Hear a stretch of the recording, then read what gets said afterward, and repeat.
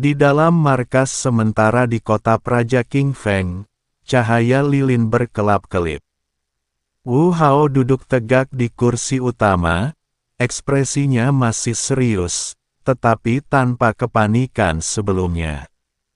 Chen Ping berdiri di samping, Zi Yuan berdiri di sampingnya, dan peta topografi area di sekitar ibu kota ilahi terbentang di depan mereka bertiga. Rekan Daois Chen benar sekali. Saat ini, satu-satunya cara untuk memecahkan kebuntuan ini adalah dengan menggalang dukungan semua orang. Wu Hao menunjuk beberapa benteng di peta. Zhao Qing, komandan terusan Luoxia di sebelah barat ibu kota ilahi, adalah keturunan langsung saya yang dipromosikan oleh saya saat itu. Lin Yue, pemimpin kubu Bishui di Tenggara, yang keluarganya disukai oleh keluarga kerajaan, tentu tidak ingin bergantung pada Liu Kun. Lebih jauh lagi, meskipun kepala dinas rahasia, Yingxia, berada di ibu kota Lahi, sebuah surat rahasia baru saja tiba, yang menyatakan bahwa ia secara diam-diam telah mengendalikan setengah dari dinas rahasia dan akan melancarkan pemberontakan ketika waktunya tepat. Chen Ping mengangguk, Raja hanya perlu menulis beberapa surat dan meminta rekan Daus Ziyuan untuk mengantarkannya secara pribadi. La kini telah mencapai tingkat ke-9 alam abadi bumi, dan penghalang biasa tak mampu menghentikannya. Terlebih lagi, identitas istimewanya membuatnya sulit untuk membangkitkan kewaspadaan Liu Kun. Ziyuan segera menerima perintah itu, yakinlah, tuanku, hamba pasti akan memenuhi misi hamba. Wu Hao tak ragu lagi, La segera mengambil pena dan tinta, mencap 3 surat rahasia itu dengan stempel Glock bermotif naga, lalu menyerahkannya kepada Ziyuan. Setelah Ziyuan menyembunyikan dirinya dengan baik, dia berubah menjadi pelangi hijau dan menghilang di malam hari. Di luar markas, Chen Ping memandang ke arah Ziyuan pergi dan berdoa dalam hatinya. Setelah mengalami hidup dan mati di lembah jiwa-jiwa yang patah dan pemulihan di menara penekan iblis, La tak akan pernah membiarkan Ziyuan mengalami kecelakaan lagi. Lagi pula, Ziyuan juga wanita yang pernah La jilat. Tuan, saya harus kembali ke kuil Leyin. Meskipun kuil Lelien memiliki lonceng bermotif naga yang dapat meredamnya. Untuk sementara, saya khawatir sesuatu yang tak terduga akan terjadi dan memungkinkan roh-roh jahat itu menerobos penghalang tersebut. Setelah Ziyuan pergi, Chen Ping berkata kepada Wu Hao, "Rekan Taois Chen, kau harus berhati-hati dalam perjalananmu. Apakah kau ingin aku mengirim pengawal istana untuk menemanimu?" Tanya Wu Hao. Tidak, Raja masih perlu mewaspadai Liu Kun, jadi lebih baik dia tetap menjaga pengawal istana bersamanya. Setelah Chen Ping selesai berbicara, La melompat dan menggunakan langkah pengendalian api secara maksimal. Hanya dalam beberapa jam, ia tiba di kuil Leyin. Namun, begitu tiba di kuil Leyin, Chen Ping mendapati kuil itu diselimuti energi iblis yang pekat. Taois Wuji dan para murid kuil Leyin berjaga di depan lonceng bermotif naga. Wajah mereka memerah, dan kekuatan spiritual dalam tubuh mereka terus-menerus mengalir ke lonceng bermotif naga. Humazi juga berkeringat deras, La menempelkan jimat di tangannya pada jam bermotif naga satu persatu, tetapi begitu ia memasang jimat di atasnya, jimat itu langsung terkikis oleh roh jahat. Jelaslah bahwa lonceng pola naga akan segera tidak mampu lagi menekan roh-roh jahat ini, dan roh-roh jahat ini akan segera menerobos batasan-batasan. Chen Ping, ada apa? Apa kau menemukan lonceng Leyin? Melihat Chen Ping, Humazi buru-buru bertanya. Pendeta Tao Huji juga memandang Chen Ping, tetapi dia bahkan tidak punya kekuatan untuk berbicara sekarang, dan tidak berani bersantai sama sekali. Chen Ping menggelengkan kepalanya, tidak. Setelah mengatakan itu, Chen Ping langsung menyuntikkan serangkaian kekuatan naga suci ke dalam lonceng berpola naga. Lonceng berpola naga itu mengeluarkan raungan naga, diikuti kilatan cahaya keemasan, yang untuk sementara menekan roh jahat. Namun tidak ada seorang pun yang berani bersikap santai dan berusaha sekuat tenaga untuk menekan roh jahat tersebut. Pada saat yang sama, di ruang rahasia rumah Perdana Menteri di Sendu, Liu Kun berdiri berhadapan dengan bayangan hitam. Bayangan hitam itu diselimuti udara hitam pekat, dan wajahnya tak terlihat jelas. Hanya sepasang mata merah menyala yang berkilat dalam kegelapan. Itu adalah Sue Wuying, tetua agung dari Aula Dao Jahat. Perdana Menteri Liu, Anda meminta saya datang ke sini hanya untuk membuka paksa segel jiwa iblis. Suara Sue Wuying serak seperti gong patah, penuh sarkasme yang tak tersamar.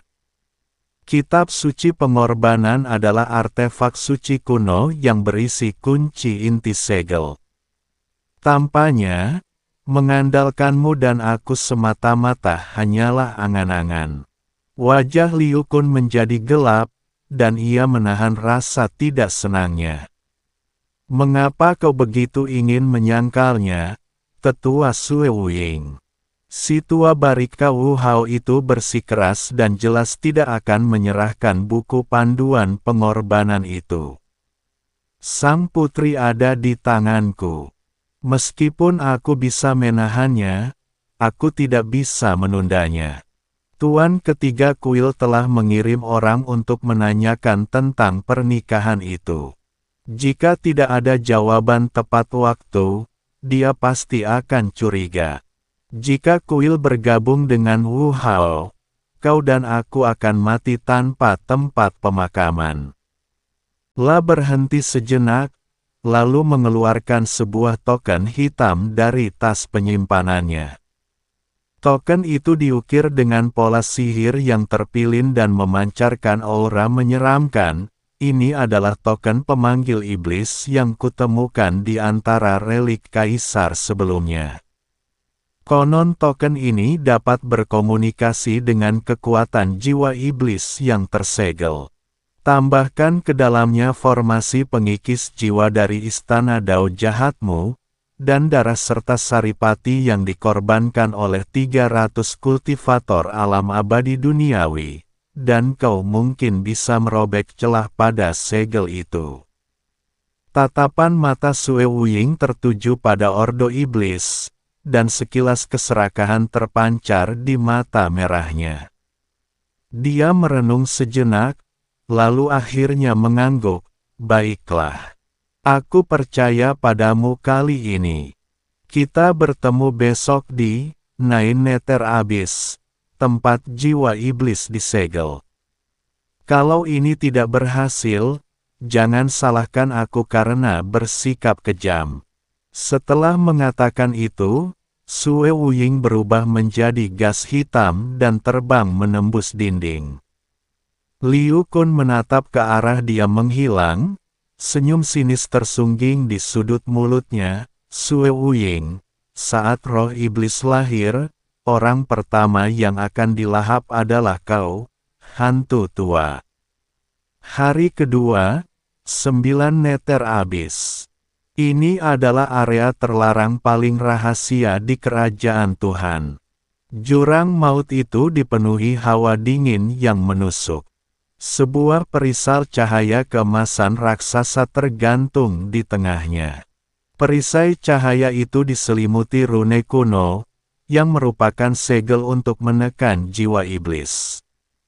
Di luar perisai cahaya, Liu Kun dan Sue Wuying telah membentuk formasi. 300 biksu berjubah hitam duduk bersila di tengah formasi, semuanya tanpa ekspresi. Mereka jelas merupakan prajurit kematian yang dikendalikan oleh Liu Kun dengan teknik rahasia. Sue Wuying berdiri di dalam formasi, membentuk segel dengan tangannya dan menggumamkan sesuatu. Sambil melantunkan mantra, esensi dan darah 300 kultivator ditarik keluar secara paksa, berubah menjadi aliran darah yang mengalir ke pusat formasi. Formasi erosi jiwa langsung aktif, dan kabut hitam menyerbu ke arah segel emas bagaikan air pasang. Liu Kun memegang token ajal di tangannya, melompat di atas segel, dan menekan token itu dengan keras pada perisal cahaya. Pola sihir pada tatanan sihir bertabrakan dengan rune pada segel, menghasilkan suara, mendesis, dan retakan kecil muncul pada perisal cahaya keemasan. Berhasil, Liu Kun sangat gembira dan meningkatkan kekuatan spiritualnya. Energi hitam pada tatanan sihir itu semakin tebal. Melihat ini, Sue Wuying menyeringal dan mendesak lebih banyak kekuatan pengikisan jiwa. Perdana Menteri Liu, berusahalah lebih keras. Selama kita bisa merobek celahnya, jiwa iblis akan mampu melepaskan diri dari segel itu sendiri. Namun, tepat ketika retakan pada segel itu hampir melebar, rune kuno pada perisal cahaya tiba-tiba menyala dengan cahaya keemasan yang cemerlang. Rune-rune itu tampak hidup, mengalir di permukaan perisai cahaya, dan langsung memperbaiki retakan tersebut. Tidak hanya itu, gelombang kejut keemasan meletus dari segel itu, memaksa Liu Kun dan Sue Wuying mundur berulang kali, dan sebagian besar energi hitam dari formasi erosi jiwa juga terhalau oleh cahaya keemasan itu. Bagaimana itu mungkin? Liu Kun mencengkeram dadanya dan memuntahkan seteguk darah, matanya dipenuhi rasa tak percaya. Token induksi iblis bisa berkomunikasi dengan jelas dengan roh iblis. Jadi mengapa segelnya menjadi semakin kuat? Sue Wuying juga memiliki ekspresi muram di wajahnya. Segel ini mengandung kekuatan suci kuno, dan formasi erosi jiwa saya tidak dapat sepenuhnya mengikisnya. Darah dan esensi dari 300 kultivator itu telah habis. Jika kita ingin berkorban lebih banyak, kita membutuhkan setidaknya 1000 kultivator tingkat 8 atau lebih tinggi di alam abadi bumi. Bisakah kau menyediakannya? Liu Kun terdiam. Meskipun ia mengendalikan pasukan pertahanan nasional ibu kota ilahi, sebagian besar pasukan harus tetap berada di kota.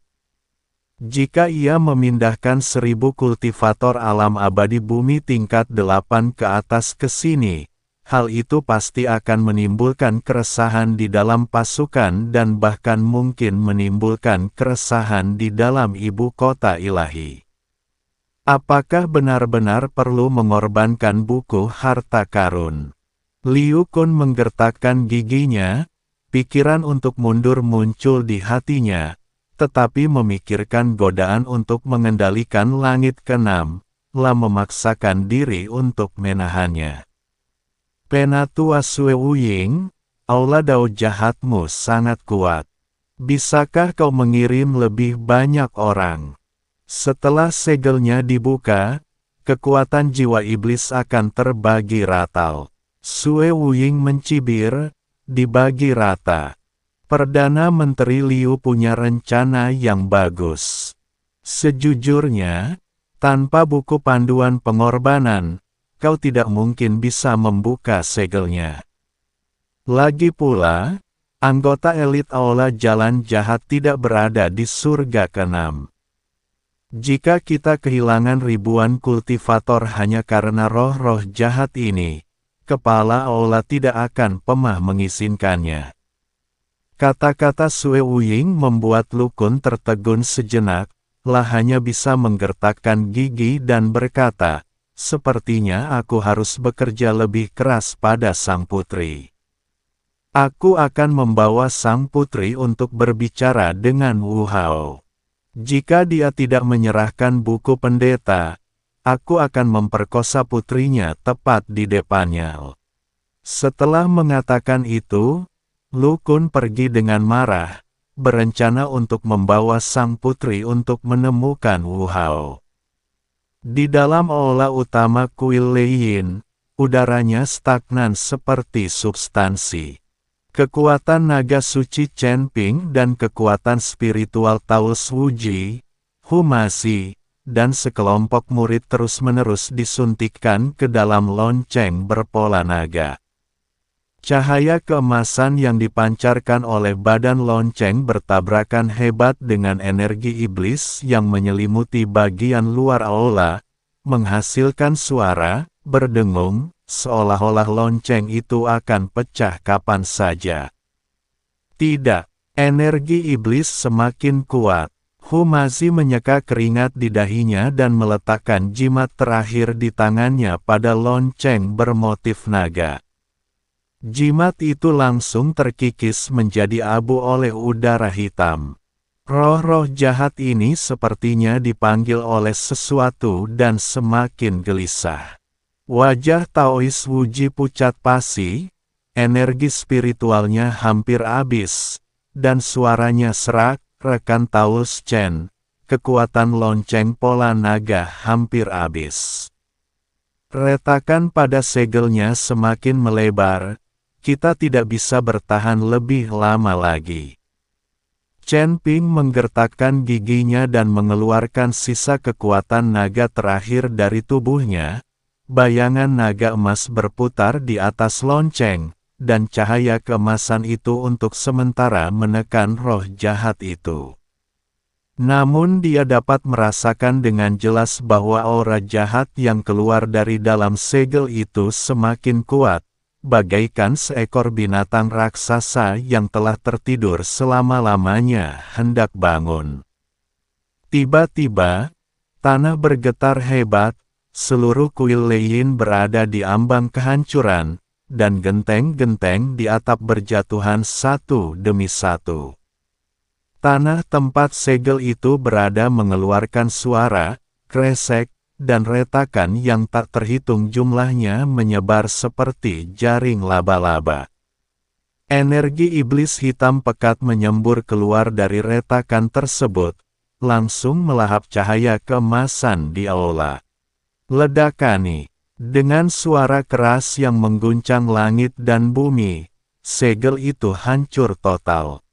Bayangan hitam yang tak terhitung jumlahnya melesat keluar dari celah-celah, dan jeritan serta raungan saling terkait membentuk gelombang suara yang menyeramkan. Jiwa-jiwa iblis ini memiliki bentuk yang berbeda-beda, ada yang seperti manusia tetapi bertaring, ada yang seperti binatang buas tetapi memiliki banyak lengan, dan mereka dikelilingi oleh udara hitam yang dapat menggerogoti kekuatan spiritual. Mereka adalah 100.000 jiwa iblis yang telah ditindas selama 10.000 tahun. Bersembunyi di lonceng berpola naga, pupil mata Chen Ping tiba-tiba mengecil, dan ia mengerahkan sisa tenaganya untuk mengaktifkan lonceng tersebut. Lonceng bermotif naga itu langsung membesar hingga puluhan kaki tingginya, menyelimuti Taoist Wuji, Humasi, dan para murid yang masih hidup. Jiwa iblis menyapu lonceng berpola naga bagaikan air pasang. Rune-rune pada badan lonceng berkelap-kelip hebat, nyaris tak mampu menahan erosi energi iblis. Namun, pemandangan di luar kuil telah berubah total menjadi api penyucian. Dinding kuil Leyin hancur berkeping-keping oleh roh iblis, dan gunung serta hutan di sekitarnya langsung menghitam oleh energi iblis. Pepohonan layu, dan burung serta binatang meratap. Hanya dengan sebatang dupa, area dalam radius 100 mil di sekitar kuil Leyin menjadi wilayah iblis yang tandus. Yang lebih menakutkan adalah di antara 100.000 jiwa iblis, bayangan hitam yang tingginya 100 kaki perlahan-lahan mengembun, dan aura yang dipancarkannya sebanding dengan dunia peri manusia. La mengenakan mahkota taji tulang di kepalanya dan matanya seperti lubang merah. La tak lain adalah pemimpin jiwa-jiwa iblis, pemakan jiwa. Hahaha, sudah 10.000 tahun. Akhirnya aku keluar. Suara Soul Devourer bagaikan guntur, menggema di angkasa. Sampaikan perintahku, semua pasukan, serang, langsung menuju ibu kota ilahi.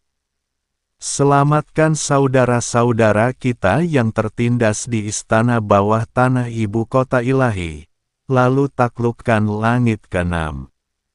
Ikuti perintah Tuhan. 100.000 jiwa iblis meraung serempak, mengguncang langit dan bumi hingga berubah wama. Langit langsung tertutup awan gelap, diiringi kilat dan guntur. Hujan hitam bercampur energi iblis turun deras, dan energi spiritual langit keenam langsung menjadi keruh. Pada saat yang sama, Soul Devourer mengangkat tangannya dan menembakkan token hitam, yang berubah menjadi ribuan titik cahaya di udara dan tersebar ke seluruh penjuru surga keenam. Itulah Demon Gathering Order. Para pembudidaya iblis di surga keenam merasakan aura ordo pengumpulan iblis dan langsung mendidih karena marah. Entah itu para pembudidaya iblis yang bersembunyi di kedalaman pegunungan dan hutan, atau mata-mata yang bersembunyi di kota-kota besar, mereka semua bergegas keluar dari tempat persembunyian, menunggangi energi iblis dan bergegas menuju ke arah ibu kota suci. Ada cahaya fanatik yang bersinar di mata mereka, seolah-olah mereka melihat fajar para iblis yang menguasai surga keenam. Berita tentang kelahiran jiwa iblis begitu mengejutkan hingga berita itu menyebar ke seluruh surga keenam hanya dalam waktu setengah jam. Hutan gelap. Sekelompok biksu binatang sedang duduk memanggang ketika mereka tiba-tiba merasakan energi spiritual antara langit dan bumi menjadi tidak teratur. Mereka mendongak dan melihat awan gelap dan hujan hitam di langit, dan langsung merasa ngeri. Apa itu? Seorang biksu beruang menunjuk ke arah energi iblis yang menyapu dari jauh, suaranya bergetar. Aura jahat yang begitu kuat, bahkan lebih mengerikan daripada saat iblis menyebabkan kekacauan saat itu. Itu jiwa iblis. 100.000 jiwa iblis legendaris yang tertindas di kuil Leyin telah muncul. Kultivator rubah di sampingnya berwajah pucat. Ordo pengumpulan iblis telah menyebar ke seluruh surga keenam. Para kultivator iblis semuanya bergegas ke ibu kota ilahi. Ayo lari cepat, atau kita akan dimangsa oleh jiwa-jiwa iblis cepat atau lambat. Sebelum dia dapat menyelesaikan kata-katanya, para pendeta dari desa angin hitam melarikan diri ke segala arah, meninggalkan tanah dalam keadaan berantakan. Sekte Yunxia di perbatasan utara. Di dalam aula utama sekte, pemimpin sekte dan beberapa tetua memandang fenomena aneh di langit dengan ekspresi serius. Saya baru saja menerima kabar bahwa segel kuil Lelien telah rusak, dan 100.000 jiwa iblis sedang menuju ibu kota ilahi. Para pembudidaya iblis juga menanggapi perintah pengumpulan iblis. Sang Tetua Agung berkata dengan suara yang dalam, jika ibu kota ilahi dihancurkan dan semua roh iblis dilepaskan, sekte manusia kita akan menderita. Pemimpin sekte mengerutkan kening, sampaikan perintahku, semua murid sekte harus segera memperkuat formasi perlindungan gunung dan menutup gerbang gunung. Jangan ada yang diizinkan keluari.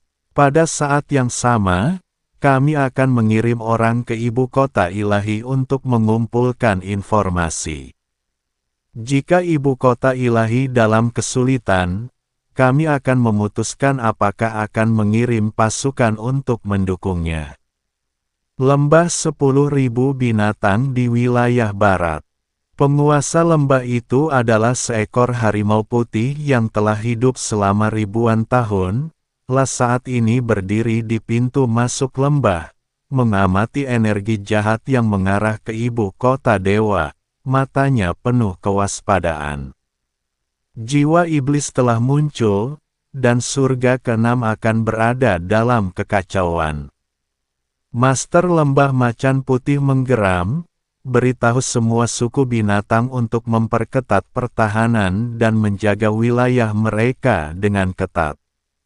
Jangan terlibat dalam konflik antara manusia dan iblis. Jika ada jiwa iblis yang mengganggu, bunuh mereka dengan sekuat tenaga. Kemunculan jiwa iblis tersebut membuat semua manusia dan pembudidaya binatang di surga keenam panik. Pada saat ini, ibu kota Tuhan sudah dalam kekacauan. Liu Kun baru saja kembali ke istana Perdana Menteri bersama Wu Yue yang ditangkap ketika dia merasakan sesuatu yang tidak biasa terjadi antara langit dan bumi. Ketika dia melihat awan gelap dan energi iblis di langit, serta pasukan jiwa iblis menyapu dari jauh, wajahnya langsung pucat pasi. Bagaimana ini bisa terjadi? Bagaimana mungkin jiwa iblis lahir prematur? Liu Kun gemetar seluruh tubuhnya. Awalnya lah berencana menggunakan Wu Yue untuk memaksa Wu Hao menyerahkan buku pengorbanan, tetapi sekarang roh iblis menyerang dan para dewa berada dalam bahaya, rencananya pun hancur total. Tuan, apa yang harus kita lakukan? Pasukan jiwa iblis mendekat. Seorang penasihat kepercayaan bergegas menghampiri dengan panik. Para prajurit Legiun Pertahanan Nasional mulai panik, dan banyak yang mencoba melarikan diri. Liu Kun menggertakkan giginya dan berkata, "Kenapa kau panik? Segera keluarkan perintah untuk menutup keempat gerbang ibu kota ilahi dan perintahkan Korps Pertahanan Nasional untuk menjaga tembok kota dengan ketat. Mereka hanyalah roh-roh iblis, tidak terlalu kuat. Ketika saatnya tiba, aku akan berbicara dengan Penatua Sue Wuying dari Aula Dao Jahat dan berbicara langsung dengan roh-roh iblis ini. Mungkin mereka bahkan akan menyerah kepada kita." Pada saat ini, Liu Kun masih berfantasi bahwa ia dapat mengendalikan pasukan jiwa iblis ini dan kemudian menduduki seluruh surga keenam. Wu Hao juga menerima berita kelahiran jiwa iblis, dan wajahnya menjadi sangat serius. "Tuan, pasukan jiwa iblis sedang menuju langsung ke ibu kota ilahi, dan para penggarap iblis juga berbondong-bondong datang. Ibu kota ilahi dalam bahaya besar." Aolai, Komandan Garda Kekaisaran, berkata dengan nada mendesak, "Bala bantuan dari terusan Luoxia dan Kambishul masih dalam perjalanan." Mereka akan tiba setidaknya beberapa jam lagi. Wu Hao menarik napas dalam-dalam dan menekan kecemasannya. Sampaikan perintah ini. Semua pasukan harus pergi ke kuil Leiyin untuk menemui rekan Daois Chen Ping dan melihat situasi di sana. Pada saat ini, orang-orang Sendu sedang gempar. Di jalan-jalan dan gang-gang, orang-orang berlarian, menggendong orang tua dan anak-anak, dan suara tangisan dan jeritan tidak ada habisnya. Beberapa orang ingin bergegas keluar dari gerbang kota, tetapi dihentikan oleh tentara Legiun Pertahanan Nasional. Seluruh kota dilanda kepanikan yang belum pernah terjadi sebelumnya.